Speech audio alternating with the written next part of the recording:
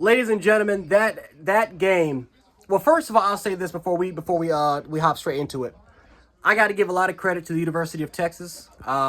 Even though for the most part I did make my expectations, I made I've done a lot of collaborations with a lot of Texas fans like Steven from Fanatic Perspective, talking to Nino and Texas Homer and a lot of those guys out there. And I talked about our weaknesses and what Texas can do to kind of exploit it. And I've got a lot of flack from Bama fans. I got a lot of flack from Bama fans about it on Twitter, a lot of other places. But I did not expect this. I thought that it was going to be a very, very close game in the first half, and I thought we were going to pull away within the second. I did not expect this. This game, and I don't know what to think about this game because we look back at the Auburn game and the amount of mistakes and penalties we had in that football game, against a 6-6 football team. But that's Auburn, right? Like that's always a hostile environment. We haven't, I mean, even when, despite the national championships, and we've won 2 national championships.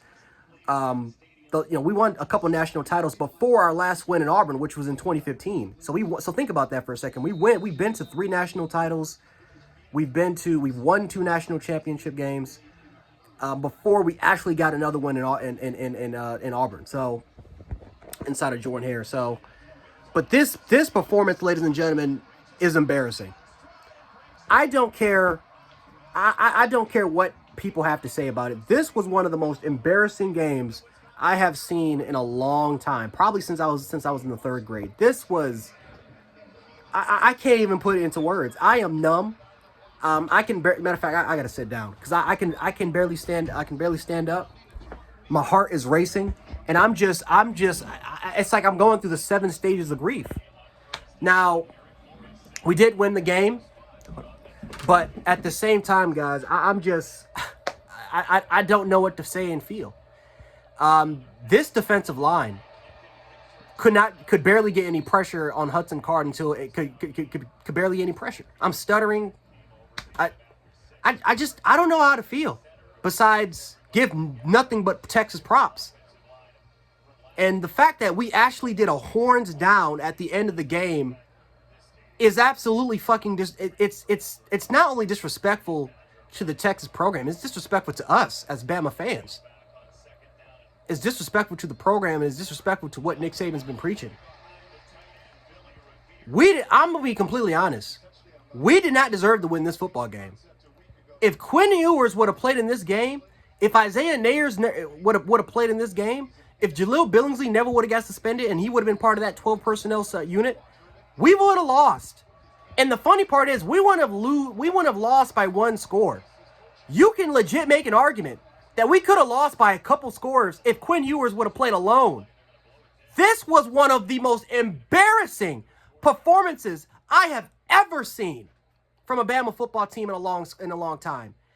Fucking 15 penalties. And the funny part is, guys, and when you go back and watch this game, there could have been at least 7 more penalties that were missed. So you're talking about 20 penalties that could have been called in this game. Embarrassing. Our secondary unit listen, I'm just going to say this right here, guys. Every job besides the quarterback position needs to be reopened. Every job needs to be reopened. The offensive line unit needs to be reopened. The defensive, I'm not gonna say the interior because the interior was actually really good. The interior defensive line was really good tonight, but secondary play definitely needs to be open. Besides Jordan Battle, our outside corners, I don't give a shit about this co-starting crap that we're doing. We got to figure things out. We need to have 2 guys that we can trust on the outside because this is the 3rd year now that this has been an issue.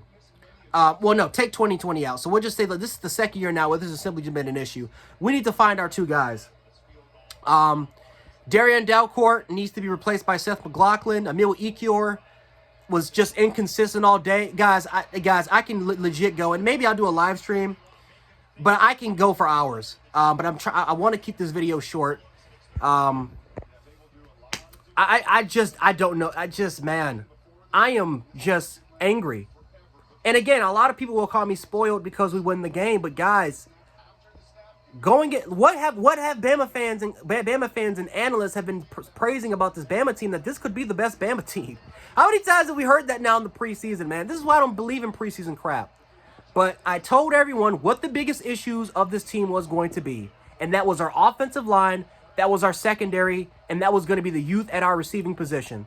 And that's exactly what that's what exposes our secondary, the youth in our receiving position, and our secondary and our offensive line.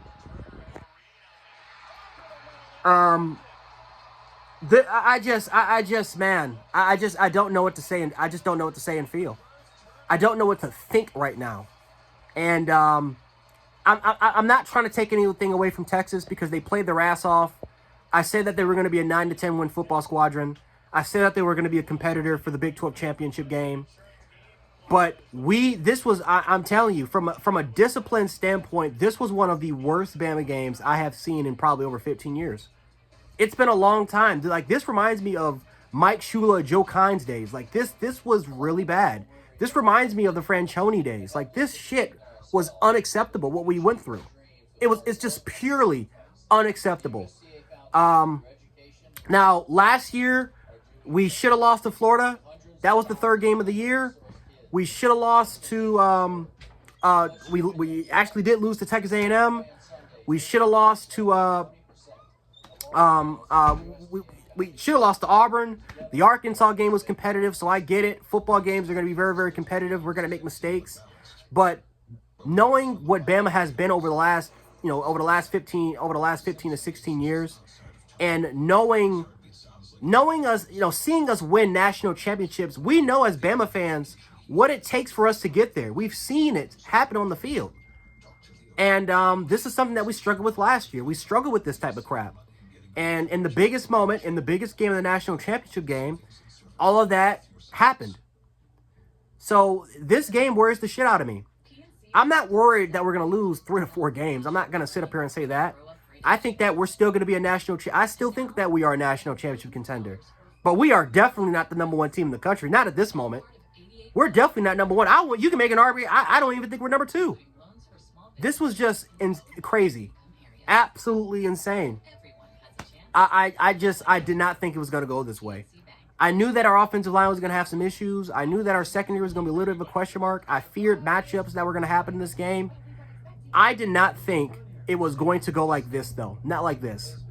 And I apologize if I can't make a full, concise video about this, but or a full constructive video, but I can't. I am numb right now. I am pissed off beyond belief. I'll do some more live streams and stuff like that, recapping it. But guys, this was embarrassing. I'm glad we got the win because I'd rather take the W. But my God, guys, I am straight up embarrassed right now of our performance, and I know this team can do a lot better.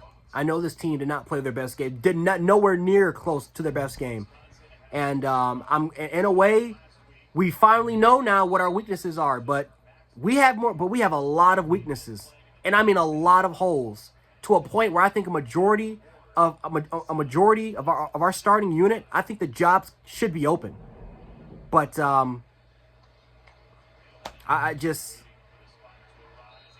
numb. But let me know your guys' thoughts in the comment section. Once again, congratulations for Texas for the effort.